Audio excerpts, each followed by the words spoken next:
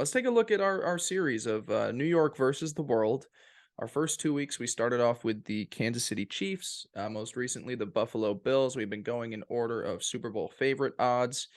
And this is, I think, the crop that the last team that we hit before we get to the Jets in terms of Super Bowl odds. I believe as far as the AFC goes, it's the Chiefs, it's the Bills, then the Bengals, and then the Jets are in that mix with like the Ravens and the Jaguars are pretty high up there as well too. Chargers in the mix. So these are really the three, and this is the third of the final of the ones that people say are like definitely more favored to win a title than the New York Jets.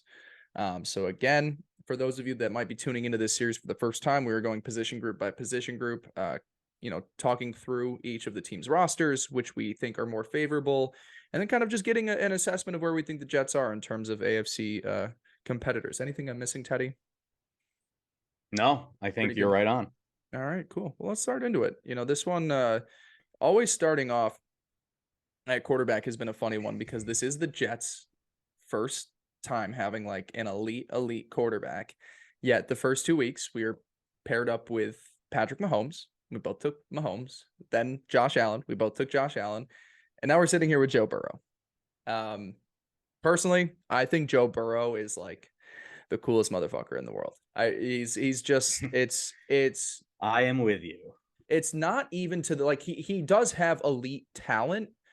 He doesn't have the craziest arm. He doesn't have the arm like a Mahomes or an Allen, but he's got a really accurate arm, and it's strong enough. And he's poised. You do not see him get rattled. It's Yeah. very Brady reminiscent, where it's just like any situation, any circumstance. I mean, what were they down 21 nothing or 21 something in the AFC title game? 21-3, I believe. Yep. In the AFC title game, they come back and they rip that off against the Chiefs and make it to a Super Bowl.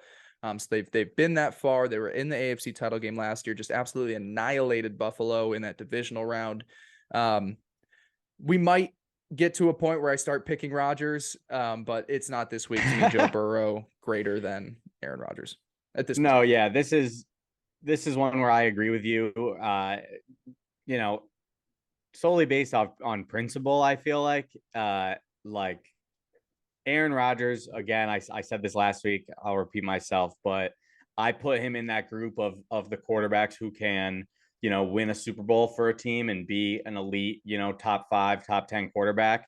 But with that being said, when I take a step back and look at this league, the top quarterbacks in my mind are Mahomes and Allen and Herbert and Burrow, and those are kind of like the guys that you think of.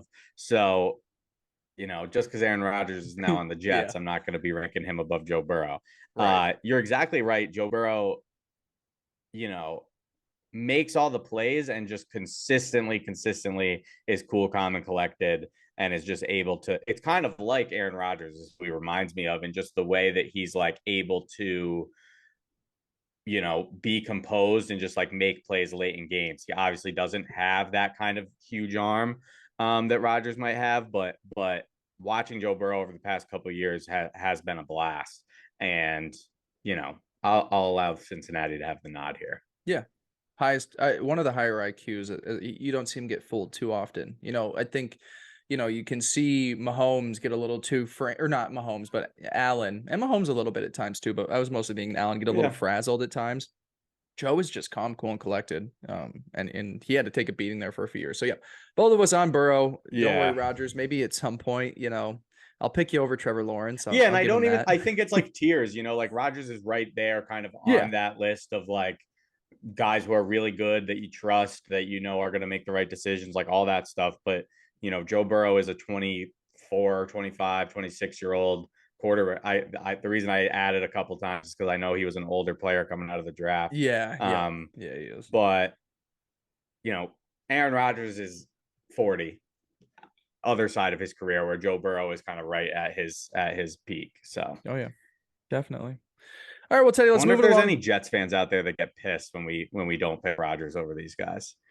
Any There can't listeners that are be. like, they're There picking can't this be. guy again? I There know there they can't be there unless they're can't be. just Like these are three big that Jets. like I think if I think people will start to argue. People will argue with Herbert. I'm just gonna say it right now. I'm gonna pick Herbert. Um, People See, will I get think mad. Herbert's above Joe Burrow, in my opinion. Yeah, talent wise. Yeah, Yeah. yeah, yeah. Yep. So I think that, yeah. Yeah, people would be mad. I think we'd get a lot of people that would be mad if we picked Lamar. I Yeah, think people would Lamar's a get good one mad. because people hate Lamar. Not I don't me. think I don't think either of us would put Lawrence above him just yet. So I don't think we have to worry about It's people. that's But an interesting one though, people because would be I'm a mad at big that one. Lawrence guy. I'm a Yeah, big how could you not be? I think Last he's that season dude. he I turned it think on. he's yeah. We'll get there. We'll get to those couple. We got time. Yeah, we will. Moving along to the running game here. Couple of losses for the Bengals. Samaje Perine was a really good RB2 for them. He's now in Denver. Teddy has made him available on the trade lock if you're anybody in our dynasty league that wants to go and get him, who's also listening to the show. Um, Yeah, but he's gonna ball this year. Just yeah, wait. sure. So the running game now for Cincinnati looks like still Joe Mixon at the top, but then you've got Chase Brown, Travion Williams, and Chris Evans rolling out the back end of that depth chart. And for the Jets, Brees, Michael Carter, Izzy, and Bam. Um, I love Joe Mixon. I'm a big Joe Mixon guy, but the depth beyond him is worrisome, and I still think Brees is at his best a better running back than Joe Mixon. This one didn't take much time for me to think. I'm going with the Jets. Yeah, I exactly agree with what you said there. I think Joe Mixon's a great player, but I think a healthy Brees is a better player, and I think our depth kind of blows theirs out of the water. Mm-hmm. They're in an interesting predicament with their running back room because for a while it seemed like they were going to cut Joe Mixon. Now all signs point to that they're going to get a deal done. Yeah. Um, it's just a little odd because for a while it really did feel like he's going to be playing somewhere else this year, but then they didn't really make any moves. So when you look at, they Right. got rookie, I believe Chase Brown's a rookie, right? They just drafted, and then Yeah. Travion Williams is there too, who's like been around and hasn't really ever played. I think he has like under 20 carries in his career. So yeah, I mean the Jets here win this one pretty easily. Very easily. And then to move on to something that I think is also an easy conversation, let's talk receivers. Yeah. So, we had fun conversations when it came to the Chiefs and the Bills because the Chiefs have an elite option in Travis Kelce and then some meh, and the Bills have an elite option in Diggs and then some meh. So there was good conversations here, but the Bengals roll out the best receiving core in football, at least as the top three wide receivers go. It's Jamar Chase, it's T. Higgins, and it's Tyler Boyd. They also bring in Irv Smith Jr. from the Minnesota Vikings as their, starting tight end. And then the Jets, Garrett Wilson, Allen Lazard, Corey Davis, Conklin. If you want to throw out Uzoma because he used to be a Bengal, you could throw him in there Yeah, too. we know our boys. I won't listen to any arguments. It is the Bengals. Yeah, this one's easy. The reason I laughed when we brought this up is because I remember 2 years ago. I'm trying to remember the exact group, but it was like Corey Davis, Denzel Mims, Braxton Berrios, and and Jets fans were like, "Do the Jets have the best top four receivers in the league?" And it's like, why are we saying things like that? No. And then you look at a receiving core like this. Yeah. Where You Tyler, know, where Tyler Boyd is an absolutely awesome player and has been for years. And he's kind of like an afterthought when you got, like if Garrett Wilson is as good as T. Higgins, we're going to be super excited about that. You know what I mean? yeah, Like yeah. like T. Higgins is a really, really good He'd player, be a number and one he's not receiver even on the a best lot of player. teams. Right. Almost Yeah. anywhere else. Yeah. He's a top 15 player probably at the receiving position. So yeah, I And then won't I won't they argue with you have there. We'll give that to the Bengals. yeah. So Bengals take quarterback and receiver. We got the Jets with the running game. Let's go have the conversation over the offensive line. Really strong tackle duo for the Bengals. They've got Orlando Brown Jr. on the left side, Jonah Williams on the right. Interior is slated to be, and this could change, but right now projected is Cordell Volson, Ted Karras at center, and Alex Kappa, former Buccaneer guard at right guard. The Jets, we know our guys, Dwayne Brown, Lakin, hopefully Tippmann, ABT, and hopefully Becton on the right tackle. Teddy, how do you feel about the offensive line for Cincinnati? Yeah. Yeah. I gotta say, on our third go around of this exercise, I'm realizing that the O line is really just not a fun one to do Nope. for us right now, because when you compare when you look at the Jets offensive line, it is really hard to say like, okay, where do we put this group? Because there is definitely upside and there's ceiling and there's it could be a really good group, and there's a Yeah. lot but really, uh, an analogy I was thinking of, and you don't play Madden, so you'll probably talk shit to me, but when you play Madden or any No. sports game really, and you like are recruiting or scouting, and a lot of times there's uh rankings that are question marks. They don't tell you how the player grades out until you like scout them. And for I me, know what you're like talking about. this Jets offensive line, it's like, okay, you got an A plus in Elijah Vera Tucker at one of the guard spots. And Yep. then to me, it's just four question marks. It's like, where are we going to land with these guys? And, I'd love to sit here and be like, we're going to be awesome. We drafted a guy. Lakin should bounce back as a veteran who's had good years. We have two tackles that are really highly talented that we believe in. But there's just for every single one of those players, there's that other side of the coin where it's like maybe things don't work out. Yep. So it's really hard to say this is like a top tier group. And then you look at, this Cincinnati line, which, a year and a half ago, it would be very easy to say, hey, they don't have the best O line. That's something they're really struggling with, two off seasons ago. But over the past 2 years, since drafting Jamar Chase, they have, in spite of everyone saying they should have taken a tackle, they have really, played very well and been a good offensive line. So to me, this one goes to the Bengals. And, then when you kind of look, it's like, okay, the only place that I ranked the Jets better is the running game. But I don't think that's really that big of a deal because this Bengals offense is, one of the best offenses and one of the most talented in the league. So it doesn't like stress me out terribly that we're 1 out of 4 here. But I think it's fair to put the Bengals O line above the Jets, along with the quarterback and the receivers.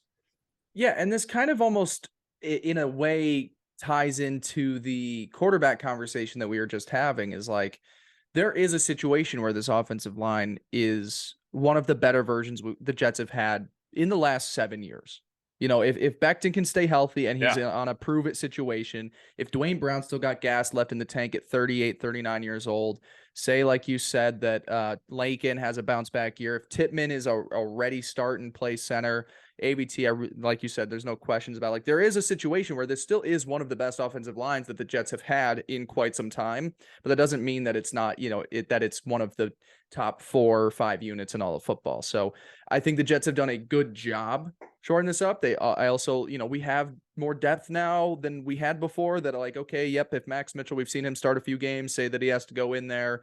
We draft a 3rd-round guy at a Pitt. So it's the same with the quarterback. We're like, we can be excited and hopeful about this position more so than we have been in quite some time, but that doesn't mean it's necessarily at an elite level yet. And the Bengals isn't necessarily elite either. Interior, they're definitely still a little bit on the weak side, but they've done a great job in free agency, trade market as well too, going and getting Orlando Brown Jr. from now. Was he Ravens to Chiefs to Bengals, or was he Ravens to Ravens to Chiefs. Bengals? Yes. Ravens to Chiefs to Bengals. Nope.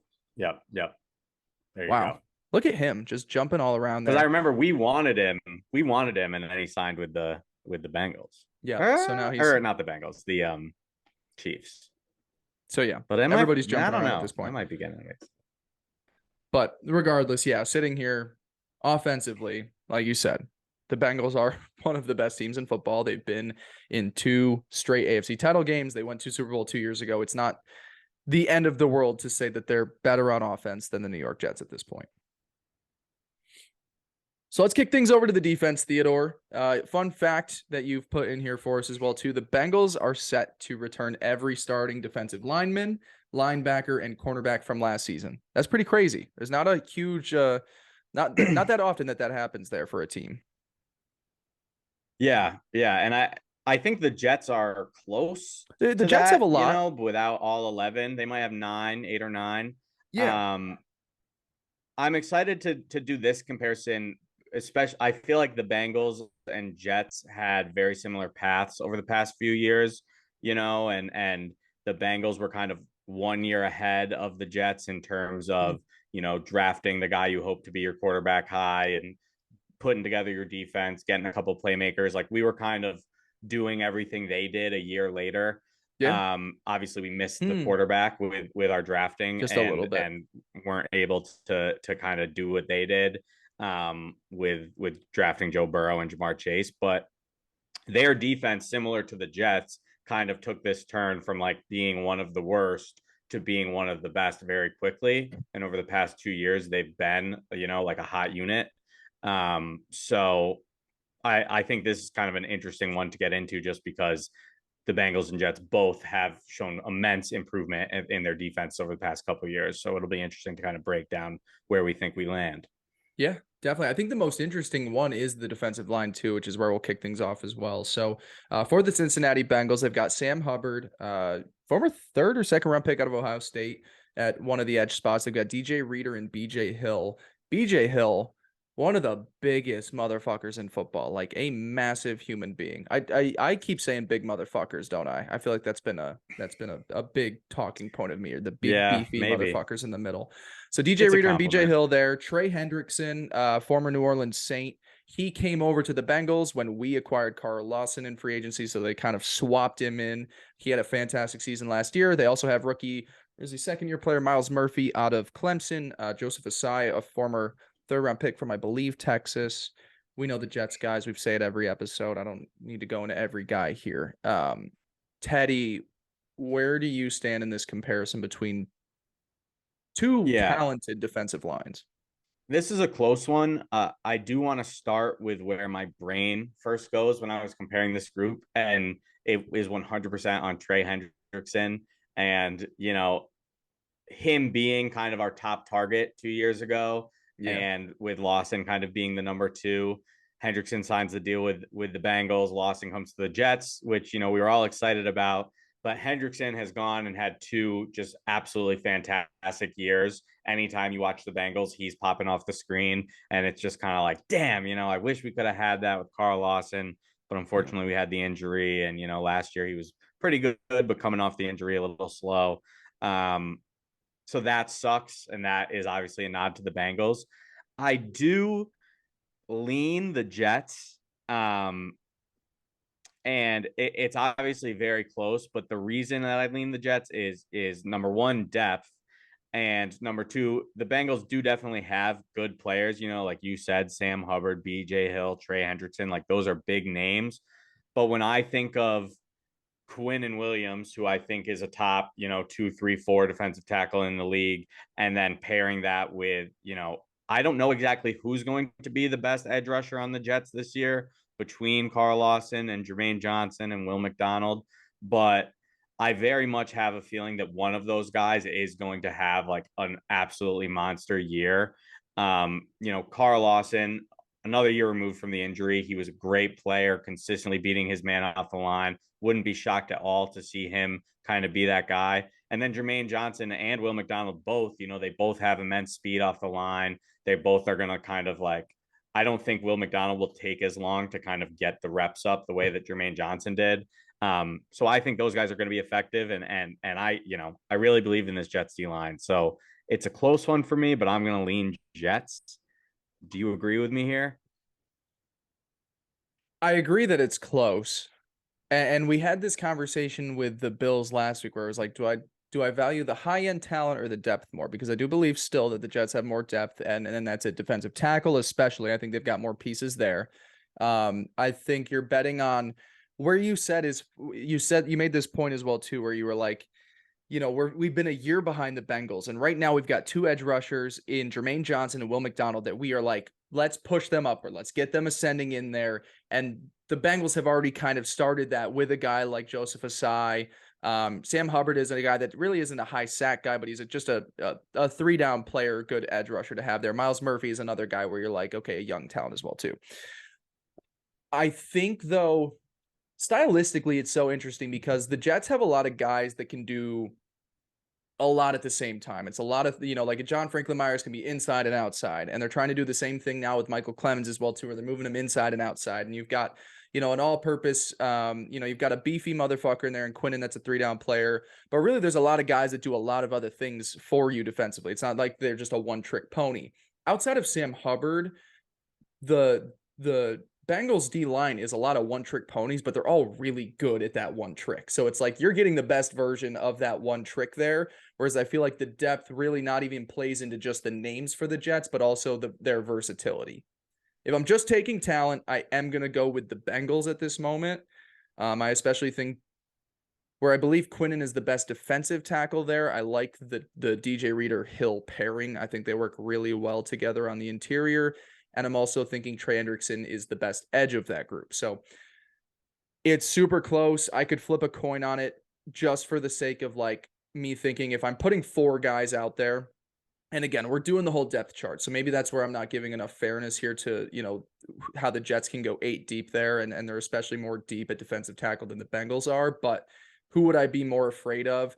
A lineup of Sam Hubbard, Reader, Hill, and Hendrickson, I think scares me a little bit more if I'm an opposing team's offense than the Jets does right now, just because we haven't seen, and it's what you were saying, like we're hopeful that one of Lawson, Johnson, or Will McDonald comes in as like a sack specialist, but they have that right now in Trey Hendrickson. Like they're set there with him. So I'm gonna lean Bengals. I do think it is a lot closer though than maybe I was giving it credit for beforehand. Yeah, like I mean, Good it's fair. conversation. Good conversation. Yeah, It'll be I fun like to when see we how these disagree. units perform. Yeah. Um, I know let's it's move. gonna be so fun to like retroactively look at all this Yeah. stuff, you Yep. know, like Exactly. who were the top defenses, where did we think they were before the season, things like Yep. that. How do our units perform in accordance to everybody else's in the NFL or in the AFC Yeah. especially? Yeah. So moving along, I think the big conversation was the defensive line. These linebacker and secondary ones, I think we can still have decent conversations on. Maybe linebacker more than anything, as we'll get to secondary in a second. But linebackers, the Bengals will be putting out Logan Wilson, Jermaine Pratt, and Akeem Davis Gaither, and then we've got Mosley, Sherwood, and Quincy. To me, I'm more focused on the Wilson Pratt duo, the slot linebacker, whatever the Akeem Davis Gaither, their teams are more now in a 4-2-5 more often than not. So really to me, it's like Logan Wilson and Jermaine Pratt.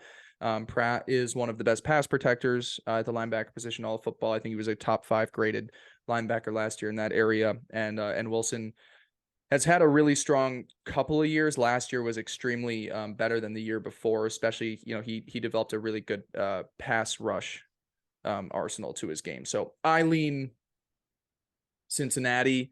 I am afraid, though, as we continue to go along this, like we did last year, where we gave the linebacking group of the Jets like a D minus, and then they turned out to actually have a really Right. strong season. There is that fear where I'm just like, am I doing the same thing again? But in comparing these groups, I still I'd rather take the Chiefs, Bills, and Bengals linebacking cores over the Jets' current one. Yeah, I think this is probably the best linebacking group that we've talked about so far, unless I'm just completely blank. I guess the Bills have I pretty good mean, the linebackers. Bills one was with Matt Milano. They bring in Leonard Floyd. They have a good one as well too. But I agree. This duo of Wilson Pratt is Right. And that's strong. where, like, if you look at PFF grades, all three of these guys scored really highly last season. Um, and, they're just kind of like good players that are recognized that way. So it's definitely hard, especially when you have the Jets group of Mosley, Quincy Williams, and then, we don't even have Quan Alexander, which was our third guy last year. Now it's looking as of now like it's going to be Jamie and Sherwood. So I think Cincy's the answer here, but kind of to your point, like this is again, as we do this every week, it's like a really interesting kind of group to look at because you think about how good the Jets were last year, and if we had done this exercise last year, we would have ranked their linebackers worse than a lot of teams in the NFL, Yep. and so it's just like this weird thing where maybe the Jets, maybe their whole is bigger than the sum of the parts because this defense last year was a top, three Yes. defense by a lot of metrics. Like it's really not hard to paint that story. If you want to go top 5, like go for it. But it really was that great defense. But when you look at the names, it doesn't necessarily translate of, oh, this is one of the better rosters, which credit obviously goes to Robert Saleh. I'm going to agree with you that the Bengals are better here, but it's one of those weird ones where like, I believe in this Jets defense but these three names don't really like do it for me, you know? Yeah, we're essentially trying to remove these players from the rest of their situations and just saying like how do we evaluate these three? Because when you're a linebacking core that has the benefit of one of the of maybe the best cornerback duo in all of football and one of the better defensive lines in all of football, yeah, your life's going to be a little bit easier. It's like how we're saying we've said a few times where this entire offense next year for the Jets is just going to be better because they have a good quarterback in place. So everybody makes Robert Saleh said it before the draft when they took Sauce Gardner is one hand washes the other. It's like you can have a good pass rush, but if you also have a shutdown corner, they all work together. It's all in one unit. We're just taking a comparison of like removing these three guys from the rest of the team and then removing the linebackers of the Bengals from the rest of their defense. How do we think these players stack up? So no, the talking through this now, I don't regret, I don't feel as bad saying that I think that all of these other contenders have better linebacking groups because, yeah, maybe at the end of the day, these Jets linebackers next year are playing on par, but they're also benefiting from, like I just said, an elite cornerback duo and a really good defensive line. So we're Yeah, I just think that's we're fair. comparing position groups. That's I what we're think doing. that this exercise also highlights, how important like a great secondary is and how Yep. important a great D line is. Yep. But more so the secondary because, we're going to get into it here, but the secondary might be the only place where the Jets are better. But I'd still say that the Jets have a better overall defense, and I'd still rank them higher if I was making an overall list of this season. So Huh. that's interesting. But Yeah. as we Because as I let you think about that, go right I've ahead. got Go Blake in a right ahead. pretzel. I'm thinking about it Um, now. yeah, well, I guess all right. I guess I'll lead us in with the secondaries. You didn't just do this, right?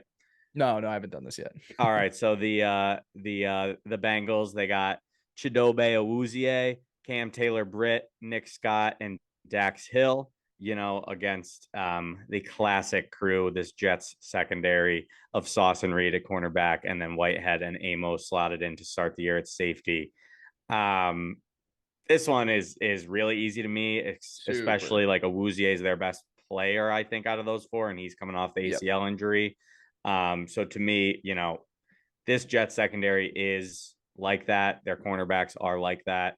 And it's probably the weak point of the Bengals secondary, kind of flipped of the Jets, whose weak point was the running game last year. Theirs was the passing game. So this is an easy answer for me.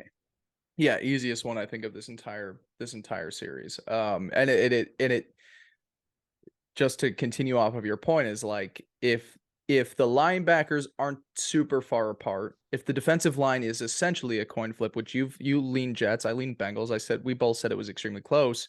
If we think that the secondary one is not even close, like does that Right. secondary, like you just said, does having the better secondary here mean that the Jets have a better overall defense? I mean, that's not hard to, that's definitely a conversation you can have, and one that I almost, I just hear you say, and I'm like, well, yeah, I guess I would say that I would take the Jets because then at all three levels, I think they are closer to the top than the Bengals are at all three levels. So that's interesting, but I agree. Super easy to say that the Jets have a much stronger secondary than the Cincinnati Bengals. Yeah, and just to paint the picture a little bit more of, this NFL that we're in, like we all know it's a more heavily passing league. And like you look at some of these numbers from last year, like the Jets total defense was fourth in yards per game, as in they gave up the fourth least amount, basically. Hmm. And when you look at, pass yards per game, they were third. So they were really good. But then rush yards a game, they were kind of in the middle of the pack. But it just kind of shows you like having that great secondary is paramount to having a great defense. We saw the Jets struggle with some run stopping last year. We saw, some of the inside linebackers struggling in coverage, some of the safeties struggling in coverage, but having those two just like lockdown corners really did so much for the Jets defense last year. Um, and you got to think, with everyone else kind of taking that step forward and those two guys being there, I trust Yeah. this secondary a lot. It's a passing league. So yeah, that position is so much more valuable than it was even, 10, 15 years ago. The importance of the great linebackers of the early 2000s, like an Urlacher and a Ray Lewis. That was something that you would value way more over than any guy in the secondary. But now linebackers become one of those position groups where you're like, I mean, it's nice to have a good one, but we don't need one to be a great team. So yeah, positional value, always a fun one. I've always said the last few years, linebacker is going to be like defense or like running back of the defense. It's just some guys are Right. just going to stop getting paid. The elite talents do deserve it, but it's one of those where you're like, if we've got a great secondary, if we've got a good pass rush, can you get away with the middle of Yeah. the pack? Probably. Yeah. So Teddy, this brings me to something I said before the show. It's something I think I even said last week, and so just to say it for the third or the fourth time now. I think the New York Jets, in going through this, are closer to the Buffalo Bills, who we did last week, who are a higher betting favorite to win the Super Bowl than they are the Bengals. I think there are some position groups here where, we're definitely close. Like the defensive line is super close. Um, but yeah, and quarterback isn't too far away. But I take a look at the Bengals and I see them as more of a threat in the AFC currently than I do the Buffalo Bills. After talking through this, how do you kind of feel as we look to those two? Because I think we both agree the Chiefs are still like that top tier. And I think the Bills and the Bengals are in that tier too. I just think that Vegas has this a little bit wrong, where I'd be more worried about the Bengals as a threat to win the conference than I would be Buffalo. Yeah. It's an interesting question because I think I might have had a different answer before we've done this. Yeah. Because I have been kind of in lockstep with you, thinking like more of the Bengals than I do of the Bills. Um, but it's hard, I think the Bills kind of underperformed their roster last year. I Yeah. think they probably had more talent, and they obviously dealt with some injuries and whatever. Um, Vaughn. Yep. but Allen was but hurt. I think, kind of regardless of order, I think you have that top three correct. And I agree. I think it's the Chiefs. And then I think it's Bills, Bengals right there. I think I do lean a little bit Bengals with you. Yeah.